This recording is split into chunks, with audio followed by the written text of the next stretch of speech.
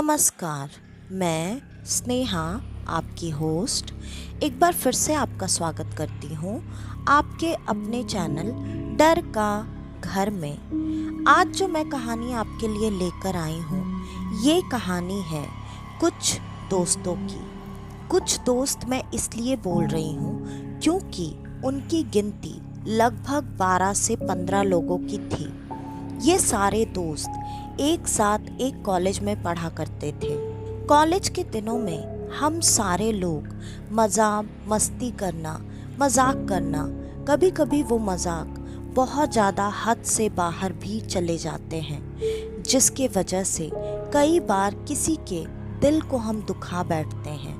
लेकिन जवानी का वक्त एक ऐसा वक्त होता है जिस वक्त पे हम सही गलत की सही तरीके से पहचान नहीं कर पाते और ना ही हम किसी की बात सुनते और मानते हैं, जिसके वजह से हमसे कई बार कई सारी बड़ी बड़ी गलतियां भी हो जाया करती हैं। ऐसा ही कुछ इन दोस्तों के साथ भी हुआ। कॉलेज में जब ये सारे दोस्त एक साथ पढ़ा करते थे, इनके ग्रुप में एक ऐसा लड़का था जो लड़का काफ़ी सीधा साधा भोला भाला था। उस लड़के को अपने ग्रुप में रखने का रीज़न इन सब का बस एक ही था, क्योंकि वो पढ़ने में काफ़ी ज़्यादा होशियार था। आप यूं भी कह सकते हैं कि वो कॉलेज का टॉपर लड़का था, जिसके वजह से हमेशा इन दोस्तों को कई सारी चीज़ों में उसके वजह से बहुत मदद मिल जाया करती थी। कई बार तो इस ग्रुप के कुछ लोग उसे डराकर धमकाकर उससे अपना प्रोजेक्ट भी करवा लिया करते थे, तो कुछ लोग उसे इमोशनली ब्लैकमेल करके अपना काम करवा लिया करते थे। लेकिन वो बेचारा, जिसका नाम समीर था, वो इतना सीधा था कि उसे इन चीज़ों में ये फ़र्क भी समझ में नहीं आता था कि ये जो उसे दोस्त बोलकर इमोशनली ब्लैकमेल करते हैं, ये सच में उसके दोस्त हैं भी या नहीं। इस वजह से समीर तो अपनी दोस्ती निभाने के नाम पर ये सारा काम आराम से बिना किसी शिकायत के कर दिया करता था। लेकिन वो दोस्त अपना काम निकलवाने के बाद भी पीठ पीछे उसका काफ़ी मजाक उड़ाया करते थे। एक बार की बात है, इन सारे दोस्तों ने मिलकर साथ में कहीं बाहर आउटिंग के लिए जाने का प्लान बनाया और सारे दोस्तों का उस वक्त यही राय था कि वो इसे मतलब समीर को अपने साथ उस आउटिंग पर लेकर नहीं जाएंगे, क्योंकि कॉलेज में तो उसका काम है, वो पढ़ाई में प्रोजेक्ट में हेल्प कर दिया करता है। वहाँ आउटिंग पर आकर वो क्या करेगा? वैसे भी वो बहुत बोरिंग है, बहुत शांत रहता है, बहुत पकाऊ है, तो उसको ले जाकर क्या करना है। लेकिन उसी ग्रुप में से कुछ लड़कों ने ये कहा, अरे यार पकाऊ है ठीक है, लेकिन थोड़ा बहुत एंटरटेनमेंट के लिए कुछ तो होना चाहिए ना। कोई तो ऐसा हो जिसके हम मज़े ले सकें, जिसकी खिंचाई कर सकें, जिसका मजाक उड़ा सके। ये सारी बातें सोचकर उन दोस्तों ने आखिरकार समीर को भी इस ट्रिप पर आने के लिए कह दिया। समीर इस ट्रिप के बारे में सुनकर काफ़ी खुश और एक्साइटेड था, लेकिन समीर के साथ एक बहुत बड़ी परेशानी थी, वो थी पैसों की। समीर ने ये कहा, इस पर जाने के लिए कितने पैसे खर्च होंगे? दोस्तों ने उसे ये कहकर मना लिया, अरे तू पैसे की चिंता क्यों कर रहा है? तू हमारा यार है, हमारा दोस्त है तू। वैसे भी हम तेरे बिना कोई ट्रिप कैसे प्लान कर सकते हैं, और तू नहीं होगा तो हमें मज़ा कैसे आएगा? इसलिए तू पैसों की चिंता बिल्कुल मत कर, तू बस चल हमारे साथ। ये बात सुनते ही समीर काफ़ी खुश हो गया। उसे ये बात सुनकर काफ़ी अच्छा महसूस हो रहा था कि सच में ये लोग उसके सच्चे दोस्त हैं, जो कि उसके बिना कहीं जाना ही नहीं चाहते। लेकिन समीर को सच्चाई का बिल्कुल आभास नहीं था कि वो सब तो उसे अपने साथ एक खिलौने की तरह लेकर जाना चाहते हैं, जिसका वो मजाक बना सके, जिससे वो मज़े कर सके।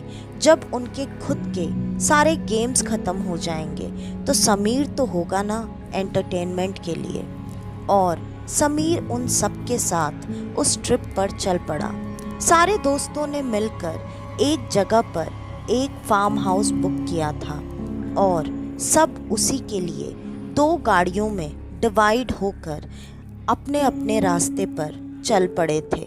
रास्ते में भी सारे दोस्तों की मजाक मस्ती गेम्स चालू ही थे। सब पूरे रास्ते पर काफ़ी एंजॉय करते हुए जा रहे थे, लेकिन इतना ज़्यादा एंजॉयमेंट हो चुका था जिसके वजह से उन्हें समय का अब कोई ध्यान ही नहीं था और सूरज ढल चुका था, अंधेरा हो चुका था। रास्ता बिल्कुल सुनसान नज़र आ रहा था।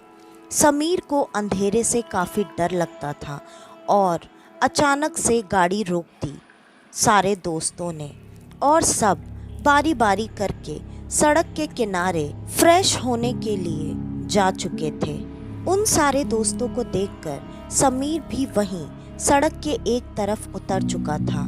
वहाँ पर दोनों तरफ जंगल ही जंगल था, जिसमें से सारे दोस्त अपने अपने लिए एक एक झाड़ियाँ चुनकर उसके पीछे जा चुके थे। ठीक वैसा ही समीर ने भी किया और समीर अभी तक गाड़ी पे आया ही नहीं था, लेकिन दोस्तों ने गाड़ी आगे बढ़ा दी। समीर को जब ये एहसास हुआ कि गाड़ी स्टार्ट हो चुकी है और गाड़ी के आगे बढ़ने की आवाज़ आ रही है, समीर तुरंत भागकर गाड़ी के पीछे आया, लेकिन दोस्तों ने गाड़ी नहीं रोकी। उनके लिए तो ये भी एक मज़ा ही था, क्योंकि जो फार्म हाउस उन लोगों ने बुक किया था वो उस जगह से ज़्यादा दूर नहीं बचा था और सब ने समीर को पहले ही वहाँ का एड्रेस बता दिया था। फिर पीछे से एक लड़के ने चिल्लाते हुए समीर से कहा, अब तू लेट हो गया भाई गाड़ी में बैठने के लिए, हम तो जा रहे हैं, तू पैदल पैदल आ जा। ये सुनकर समीर ने अपने दोनों तरफ देखा। दोनों तरफ घना जंगल, घना अंधेरा, सुनसान सड़क, रास्ते पर कोई भी दूर दूर तक नज़र नहीं आ रहा था। स्ट्रीट लाइट्स भी वहाँ पर नहीं थी, जिसके वजह से अब समीर को काफ़ी डर लग रहा था और उसे अपने ऊपर गुस्सा भी आ रहा था कि उसे इस ट्रिप पर आना ही नहीं चाहिए था और अगर वो आया भी तो उसे वॉशरूम के लिए उतरना ही नहीं चाहिए था। उससे गलती हो गई। वो यही सारी बातें खुद से करता हुआ अकेले उस सुनसान रास्ते पर चलता जा रहा था। अचानक समीर को ऐसा एहसास हुआ जैसे ठीक उसके पीछे उसके कदम से कदम मिलाकर कोई और भी चल रहा है। समीर ने पीछे मुड़कर देखा, लेकिन दूर दूर तक समीर को कहीं भी कोई भी नज़र नहीं आ रहा था। फिर वो वापस पलटकर उसी रास्ते पर आगे बढ़ने लगा। मुश्किल से 20 कदम ही आगे बढ़ा होगा कि अब उसे ये एहसास बहुत ज़्यादा होने लगा कि जो उसके पीछे चल रहा था वो अब उसके साथ साथ कदम से कदम मिलाकर चल रहा है। समीर ने फिर से दोनों तरफ अपनी गर्दन तेजी से घुमाकर देखा, लेकिन उसे कहीं भी कोई भी नज़र नहीं आ रहा था। समीर को अब काफ़ी डर लग रहा था। वो कभी दौड़ता उस सड़क पर तो कभी तेज तेज कदमों से चलने लगता, लेकिन जैसे जैसे उसके कदम बढ़ रहे थे ठीक वैसे वैसे ही उसे अपने साथ किसी और के चलने और दौड़ने का भी एहसास हो रहा था और समीर ने अब उस सड़क पर तेज तेज आवाज़ देकर पूछना शुरू किया, कौन है? कौन है यहाँ पर? जवाब दो, सामने आओ मेरे। लेकिन उसके कई बार आवाज़ देने पर भी कोई भी उसके सामने नहीं आया। तभी अचानक समीर ने देखा उस सड़क पर एक गाड़ी सामने से चली आ रही है। फिर समीर ने उस गाड़ी को हाथ देकर रोकने की कोशिश की और वो गाड़ी नहीं रुकी। वो समीर के सामने से बहुत तेजी से निकलकर चली गई। जितनी बार कोई भी गाड़ी वहाँ से गुजरती, समीर बार बार सारी गाड़ियों को रोकने की कोशिश करता हुआ उस रास्ते पर आगे उसी तरह से डरता घबराता हुआ आगे बढ़ता चला जा रहा था। इधर ये सारे दोस्त वहाँ फार्म हाउस पे पहुँच चुके थे। उनकी पार्टी भी शुरू हो चुकी थी और ग्रुप में से दो लड़कियां ऐसी थीं जिनको सच में समीर की फिक्र थी। वो बार बार अपने बाकी के दोस्तों को यही कह रही थी कि ये तुम लोगों ने अच्छा नहीं किया, समीर को ऐसे उस जंगल में छोड़कर नहीं आना चाहिए था। पता नहीं अब वो कैसे आएगा, कितना टाइम लगेगा उसे आने के लिए। तुम लोगों ने ये बिल्कुल ठीक नहीं किया यार, वो बेचारा वैसे भी बहुत डरता है अंधेरे से। इस पर 3-4 लड़कों ने एक साथ ठहाके मारते हुए कहा, इसीलिए तो उसे वहाँ छोड़कर आए हैं, पागल तो समझती नहीं है, इसको रिवर्स थेरेपी कहते हैं। वैसे भी जिस चीज़ से तुम्हें डर लगता है, अगर वही चीज़ कोई तुमसे ज़बरदस्ती कराए तो या तो वो डर हमेशा के लिए तेरे मन में बना रह जाएगा या फिर हमेशा के लिए निकल ही जाएगा। तो अब तो पहले समीर को पहुंचने दे, फिर पता चलेगा उसका वो डर खत्म हो गया या हमेशा के लिए उसके मन में बैठा ही रह गया। और इतना कहकर वो सारे दोस्त जोर जोर से हंसने लगे। उन दोनों लड़कियों को ये बात बिल्कुल अच्छी नहीं लग रही थी, लेकिन वो किसी से ज़्यादा कुछ कह भी नहीं पाए। वो बार बार गेट की तरफ एक बेसब्री भरी नज़र से देखे जा रही थी कि समीर कब आएगा, वो कब तक पहुंचेगा। इस पर बाकी के दोस्तों ने कई बार उन दोनों लड़कियों की खिंचाई भी की, लेकिन उन्हें कोई खास फर्क नहीं पड़ा। और यहाँ पर सारे दोस्तों का गेम, मज़ा मस्ती, पार्टी सब कुछ चालू ही था कि अचानक से उन्हें सामने से समीर आता हुआ दिखाई दिया। जैसे ही समीर सामने से आता हुआ दिखाई दिया, इन लड़कियों ने राहत की सांस ली और बाकी के लड़कों ने एक दूसरों की शक्लों की तरफ देखते हुए कहा, मानना पड़ेगा, काफ़ी ढीठ है, पहुंच ही गया यहाँ पर। और समीर वहाँ पर आकर खड़ा हो चुका था। फिर समीर ने अपने सारे दोस्तों को एक बार नज़र घुमाकर देखा, लेकिन कुछ कहा नहीं। वो भी वहीं पर उन लड़कियों के बगल में चुपचाप बैठ गया, क्योंकि वही लड़कियां थीं जो कि समीर से उसके हाल चाल और यहाँ तक पहुँचने का सही से पहुँचा या नहीं, ये चीज़ें जानने में इंटरेस्टेड थी। बाकी के लोगों को कोई फ़र्क नहीं पड़ रहा था। वो समीर को देखकर अपनी वैसी ही मज़ा मस्ती में मशरूफ़ थे। काफ़ी रात हो चुकी थी, सब ने अपना खाना पहले ही खा लिया था, बस एक समीर ही बाकी था खाना खाने को। उन दोनों लड़कियों ने समीर से खाना खाने के लिए पूछा। समीर ने कहा, हाँ मुझे भूख तो लगी है। ये कहकर उनमें से एक लड़की ने समीर का हाथ पकड़ा और समीर को अंदर लेकर चली गई कि चलो मैं तुम्हें चल के खाना देती हूँ। समीर अंदर फ्रेश होने के लिए चला गया था और अब वो लड़की समीर के लिए खाना गरम कर रही थी। खाना गरम करते ही लड़की ने वो खाना सर्व कर दिया और समीर अंदर से फ्रेश होकर आ चुका था। समीर खाना खाने के लिए जब बैठा तब उसने उस लड़की से पूछा, तुम सबने खाना खा लिया क्या?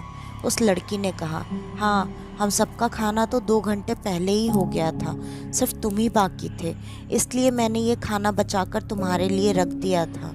समीर खाना खा ही रहा था कि अचानक वहाँ की लाइट चली गई और लाइट जाने के बाद सारे लोग इधर उधर देखने लगे। अरे अचानक लाइट कैसे चली गई?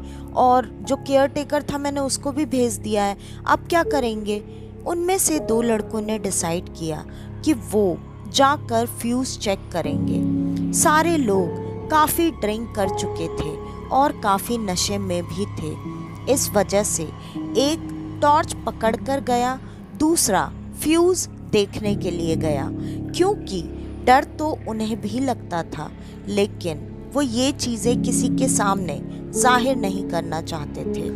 वो दोनों लड़के फ्यूज़ चेक करने के लिए गए और जब वो चलते हुए जा रहे थे, उन्हें देखकर ये बात साफ साफ समझ में आ रही थी कि वो कितने ज़्यादा नशे में हैं। आखिरकार वो फ्यूज़ चेक करने जब गए, तब करीब आधे घंटे बाद लाइट आ गई। सारे दोस्तों ने अब राहत की सांस ली, लेकिन वो लड़के अभी तक वापस नहीं आए थे।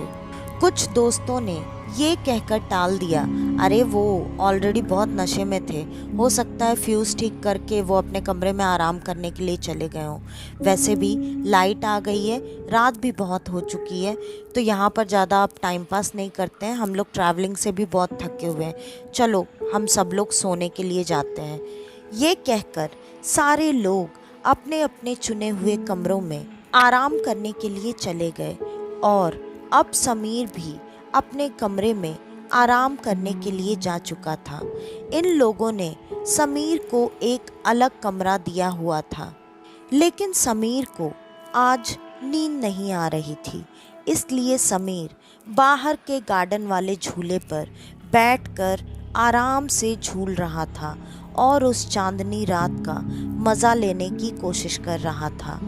ये बात दोनों में से एक लड़की ने अपने विंडो से देख ली और वो भागती हुई नीचे समीर के पास आ गई। जब वो समीर के पास आई तो उसने देखा वहाँ पर कोई भी नहीं था। ये बात उसे थोड़ी अजीब लगी, लेकिन उसे लगा शायद समीर उठकर वापस चला गया होगा। उसे इस वक्त समीर के कमरे में जाना सही नहीं लगा, इसलिए वो चुपचाप अपने कमरे में अब सोने के लिए जा चुकी थी। रात में ही इन सारे दोस्तों में से एक लड़के का फ़ोन बजा और उसे ये फ़ोन आया था कि उसके पापा को अचानक से हार्ट अटैक आ गया है, जिसके वजह से उन्हें तुरंत हॉस्पिटलाइज करवाया गया है। उनकी हालत काफ़ी ख़राब है, वो तुम्हें जल्दी से जल्दी देखने की इच्छा प्रकट कर रहे हैं, इस वजह से तुम जितनी जल्दी आ सकते हो यहाँ पर आ जाओ। ये बात सुनते ही रात में उस नशे की हालत में वो तुरंत अपने घर जाने के लिए निकल पड़ा। जब वो अपने घर जाने के लिए निकल रहा था तो उसके साथ उसके दो और दोस्त, जिसमें से एक लड़का और एक लड़की थे, वो भी उसके साथ जाने के लिए कहने लगे। ये बात बाकी के दोस्तों ने भी कहा, हाँ तुझे वहाँ पर अगर कोई ज़रूरत पड़ेगी तो हम में से कोई तो होना चाहिए, इसलिए तू अकेले मत जा, इनको साथ में लेकर जा। और वो तीनों दोस्त वहाँ रात में ही निकल चुके थे और अब यहाँ पर गिने चुने दोस्त ही बचे रह गए थे। अगली सुबह वो सारे दोस्त उठकर ब्रेकफास्ट के टेबल पर आकर बैठे हुए थे। जब वो वहाँ पर आकर बैठे, माहौल अच्छा और खुशनुमा तो बिल्कुल नहीं था, क्योंकि रात से उन दोनों लड़कों का कुछ पता नहीं चल रहा था और 3 लोग पिता के हार्ट अटैक की खबर सुनकर निकल चुके थे। बाकी सारे दोस्तों को अब कुछ भी अच्छा नहीं लग रहा था, लेकिन उसमें से कुछ लड़के थे जो अभी भी यहाँ पर छुट्टियाँ कंटिन्यू करना चाहते थे। इस वजह से कुछ लोग जो जाना चाहते थे, जिसमें से एक कपल तो सुबह ही वहाँ से निकलकर चला गया और अब जो गिने चुने दोस्त बचे थे, उन दोस्तों में एक समीर भी था।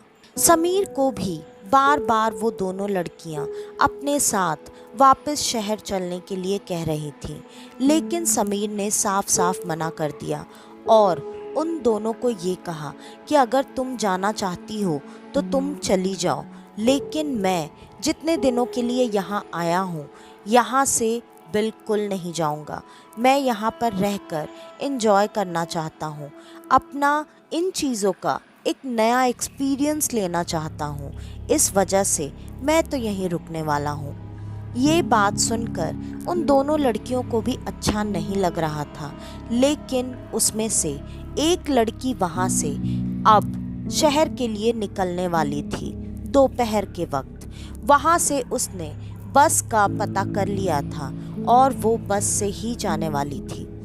उसके अकेले जाने पर कहीं ना कहीं ये बात समीर को अच्छी नहीं लग रही थी, इसलिए उसने जैसे तैसे उसकी दूसरी दोस्त को मनाकर ये कहा, देखो अगर तुमको यहाँ वापस आना है तो तुम आ जाना, लेकिन इसे ऐसे अकेले मत जाने दो, तुम भी जाओ इसके साथ।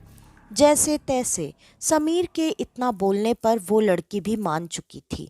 अब वो दोनों लड़कियां भी दोपहर में वहाँ से निकल चुकी थीं। अब सारे दोस्तों में से वहाँ सिर्फ 5 लोग ही बचे थे, जिसमें से 3 लड़के थे और 2 लड़कियां। उन 3 लड़कों में से तीसरा लड़का समीर था। ये 2 लड़के सबसे ज़्यादा बदमाश लड़के थे और ये 2 लड़के ही सबसे ज़्यादा समीर को परेशान किया करते थे।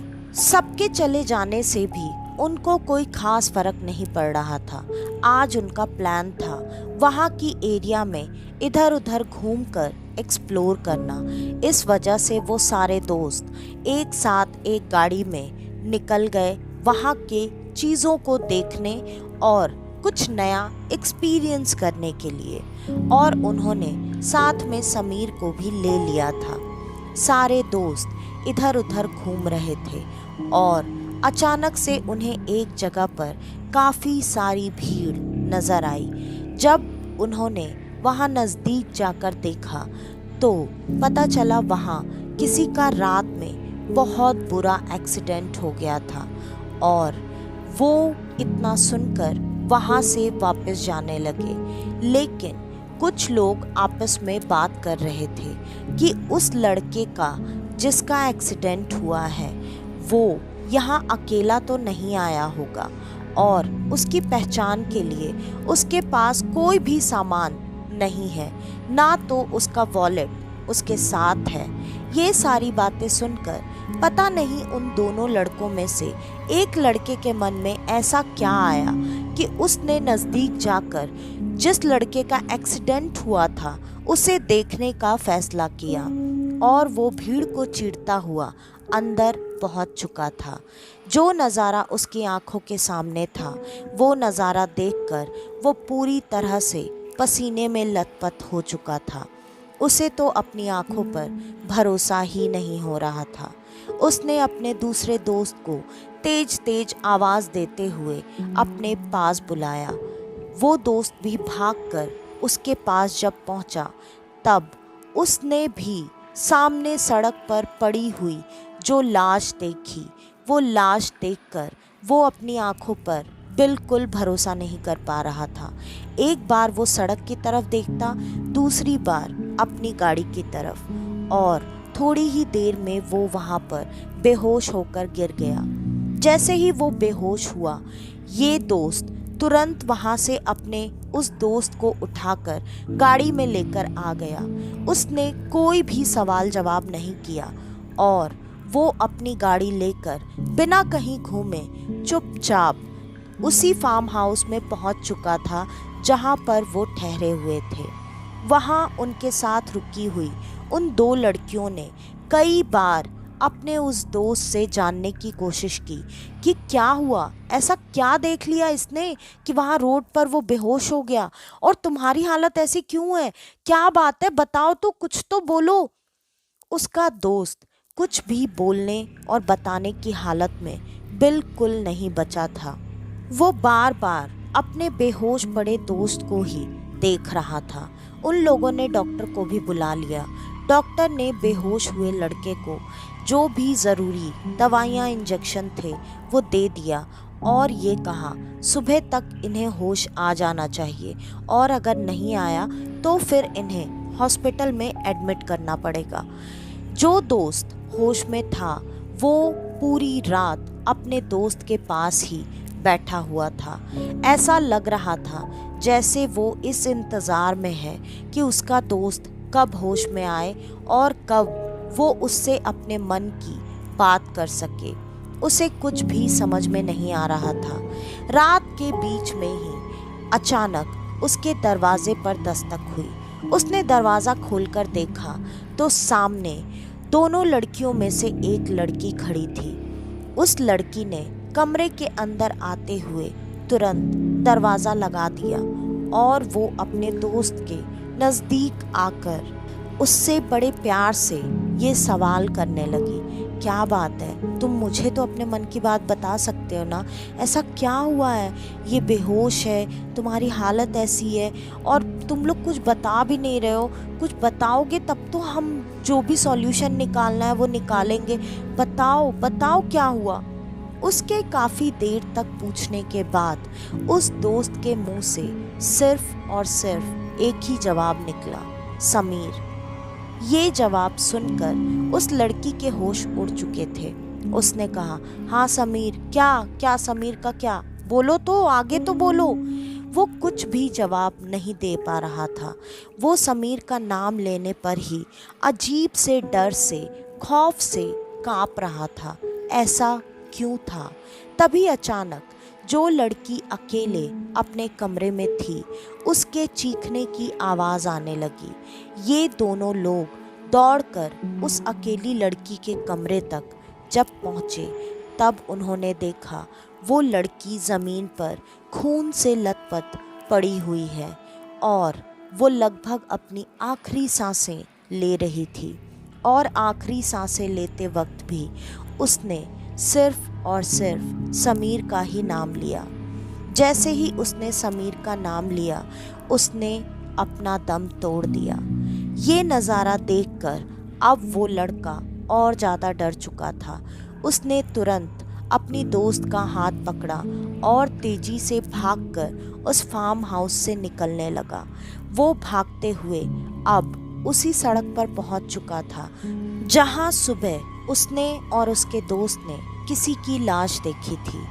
वो जब उस सड़क पर तेज तेज भागते जा रहे थे, अचानक उनके सामने से एक ट्रक बहुत तेज़ी से गुजरता हुआ आया और वो दोनों चाहकर भी खुद को सड़क से दूर ना हटा सके। उन दोनों का एक्सीडेंट ठीक उसी जगह पर हो गया जहां पर कल सुबह एक लाश मिली थी। और अब वो दोस्त जो कि अकेले फार्म हाउस में बेहोश पड़ा हुआ था, आखिरकार उसे भी होश आ चुका था। लेकिन उसे जब होश आया तब उसने देखा उसके आसपास कोई भी नहीं है सिवाय समीर के। और समीर को देखकर वो बार बार तेजी से कदम पीछे खिसकाते हुए पीछे की ओर भागने की कोशिश करने लगा। लेकिन 4-5 कदम पीछे खींचने के बाद उसे ऐसा महसूस हुआ जैसे उसके पैर वहाँ पर जम से गए हैं। उसने जब नीचे सर झुकाकर देखा तो वहाँ पर काफ़ी सारा खून फैला हुआ था और उस खून में शायद उसके पैर जम चुके थे। अब उसने समीर से सवाल करना शुरू किया, तुम तो मर चुके हो, सुबह हमने तुम्हारी ही लाश देखी थी, क्या हुआ तुम्हें, तुम ऐसे कैसे? फिर समीर ने अपने बारे में बताना शुरू किया। समीर ने बताया, तुम लोग तो मुझे वहाँ से छोड़कर चले गए थे और मैं हर आने जाने वाली गाड़ी से लिफ्ट मांग रहा था। गाड़ियाँ रुकती तो नहीं थी, लेकिन मुझे वहाँ पर किसी के होने का बार बार एहसास हो रहा था, जिसके वजह से मैं पागलों की तरह सड़क पर दौड़ता जा रहा था।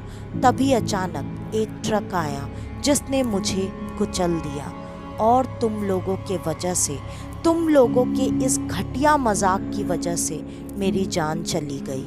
ना तो मैं तुम लोगों की बातों में आया होता, ना मैं इस ट्रिप पर आता और ना मेरे साथ ऐसा कुछ होता।